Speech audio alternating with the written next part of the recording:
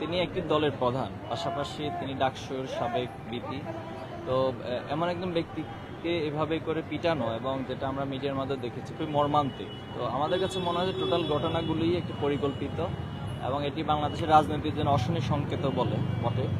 তো এটা কখনোই কাম্য না। আর লাল টি শার্ট পরিয়ে তো যার কথা বলছেন, আমরা যতটুকু এখন পর্যন্ত তথ্য পেয়েছি আপনাদের মাধ্যমে, বিভিন্ন মাধ্যমে, তিনি পুলিশের সদস্য।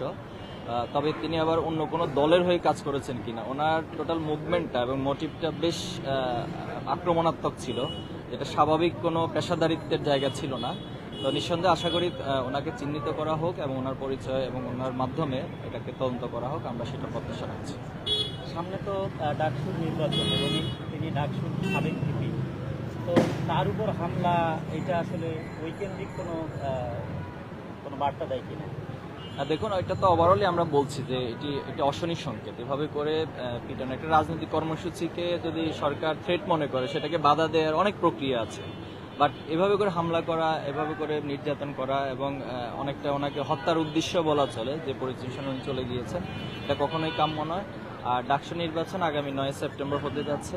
আমরা প্রত্যাশা করি সকল ষড়যন্ত্র যা কিছু আছে সেটা মোকাবেলা করে প্রশাসন একটি সুন্দর সুষ্ঠু নির্বাচন উপহার দেবে, আমরা সেই প্রত্যাশাই করছি।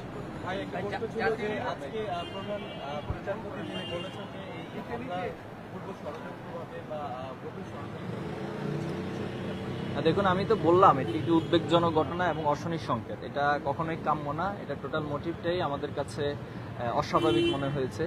আশা করি একটি বিচার বিভাগের তদন্ত কমিটি গঠন করা হোক, আমরা একটি দাবি জানাচ্ছি এবং যারা এটার সাথে জড়িত তাদেরকে চিহ্নিত করা হোক। একটা প্রশ্ন, কি দেখে আসলেন এবং সর্বশেষ নূরের কি পরিস্থিতি, তার শারীরিক অবস্থার উন্নতি হয়েছে? হ্যাঁ, এটা আমি ইতিমধ্যে বলেছি যে ওনার এখনো পুরোপুরি আশঙ্কা মুক্ত নয়। ডাক্তাররা ওনাকে আরো 48 ঘন্টা নিবিড় পর্যবেক্ষণে রাখতে চাচ্ছেন এখানে। আর পাশাপাশি ওনার পরিবারের সদস্যরা এখানে আছেন। তো মাঝখানে ওনার জ্ঞান ফিরেছিলেন, আবার এখন তিনি ঘুমাচ্ছেন। তো আশা করছি, আমরা দোয়া করি ওনার জন্য, আপনারা সবাই দোয়া করবেন। দেশবাসী, ওনার পরিবার দোয়া চেয়েছেন সবার কাছে, আল্লাহ যেন ওনাকে সুস্থ করে।